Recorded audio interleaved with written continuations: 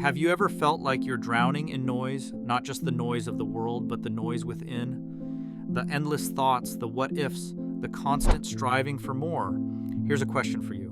When was the last time you truly stopped, not to quit, but to listen? You see, silence isn't emptiness, it's fullness waiting to be realized. And in that stillness, there's a voice that calls you to peace, clarity, and purpose.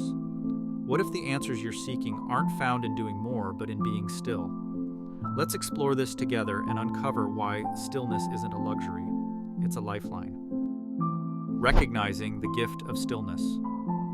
Stillness isn't weakness, it's strength in disguise. Think about the moments Jesus withdrew to quiet places. After feeding thousands, teaching multitudes, or healing the sick, he didn't stay in the crowd. He retreated to the mountains, not to hide, but to align his heart with the Father's will. In stillness, you allow your soul to breathe.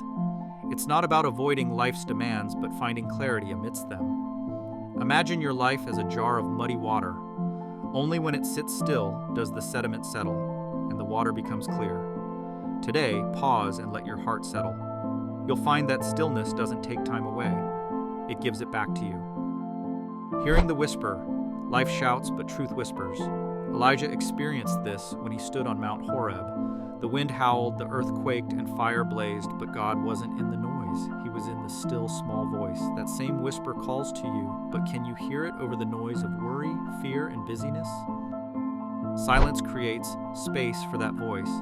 Take 5 minutes today to step away from distractions. Close your eyes and breathe deeply. Ask, what am I missing in the chaos?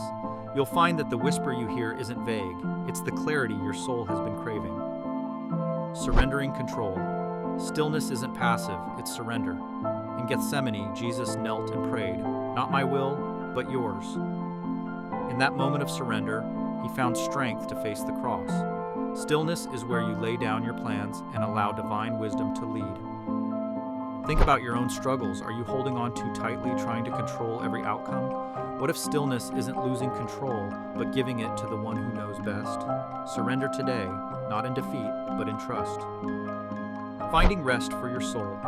Come to me, all who are weary and burdened, and I will give you rest. This invitation isn't just for the physically tired, it's for the soul that's striving endlessly. Stillness is where you exchange your burdens for peace. Rest doesn't mean doing nothing. It means doing the right thing from a place of calm. The next time you feel overwhelmed, step back and ask yourself, what am I carrying that I was never meant to hold? Let stillness remind you of what truly matters. Creating sacred spaces. Jesus often retreated to the wilderness or a quiet garden to pray. These weren't escapes, they were appointments. Do you have a sacred space? It doesn't have to be elaborate. It could be a quiet corner in your home, a spot in the park, or even your car. Guard this space fiercely. Let it be a place where you meet with peace. Set a time each day to be still, even if it's just 10 minutes. You'll find that sacred spaces aren't just locations. They're invitations to connect with the Lord, the one greater than yourself. Using silence. To listen. In our conversations, we're often planning our next words rather than truly listening. The same is true with God. Stillness teaches you to listen. Not with your ears, but with your heart. When Samuel heard his name in the night, he responded, "Speak, for your servant is listening." Can you say the same? In your moments of stillness, resist the urge to fill the silence. Instead, ask, what do I need to hear today? Write down the thoughts that come to you. Over time, you'll notice a pattern of guidance and wisdom. Turning down the world's volume. Not everything that demands your attention deserves it. Jesus didn't heal everyone or meet every need immediately. He prioritized his mission over the crowd's expectations. Silence helps you do the same. What's consuming your time and energy that doesn't align with your purpose? Take inventory of your commitments. Choose to turn down the noise of distractions and focus on what truly matters. You'll find that stillness isn't just about saying no, it's about saying yes to the right things. Strengthening relationships through stillness. Stillness doesn't isolate you, it deepens your connections.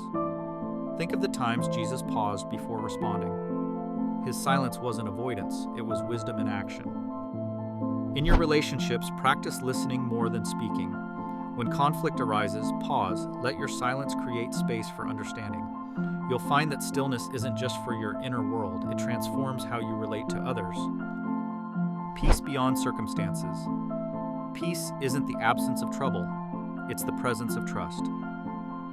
Jesus slept in a storm while his disciples panicked. Why? Because his peace wasn't tied to the waves, but to his confidence in the one who controls them.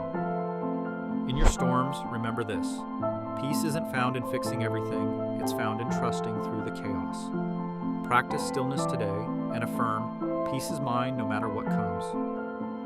Clarity in decision-making. Stillness isn't avoidance, it's preparation. David's quiet moments as a shepherd prepared him to lead a nation. When you step back in stillness, you gain clarity for the path ahead. Before making your next big decision, pause, don't rush. Let stillness bring perspective. Write down your options and reflect on them in silence. You'll find that clarity often emerges in the quiet. Renewed strength. Those who wait in stillness renew their strength. Like a tree planted by streams of water, you'll find that stillness nourishes you for the journey ahead. Think of it this way. Stillness is your training ground. Each moment you pause, you're gathering strength for what's to come. Embrace these moments as preparation for your next victory. A life of purpose. Ultimately, stillness connects you to your purpose. When Jesus said, "Abide in me and you will bear much fruit," he was inviting you to live from a place of connection, not striving. Take 5 minutes today to reflect on this. What fruit is my life bearing? Let stillness guide you to live with intention and purpose. Stillness isn't about doing less, it's about being more aligned, more peaceful, more connected. It's where you find clarity, strength, and purpose. So be still and know you are seen, loved, and guided. If this message has touched you, share it with someone who needs stillness today. Until next time, protect your quiet moments. They're where the greatest transformations begin.